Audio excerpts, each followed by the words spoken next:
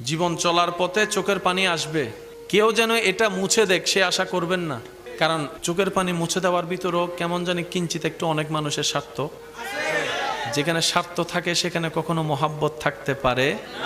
তো কখনো যদি চোখের পানি চলেও আসে দুনিয়ার কোনো কারণে, বুদ্ধিমানের মতো একটা কাজ করবেন, যাই নামাজটা বিছিয়ে সিজদায় পড়ে যাবেন।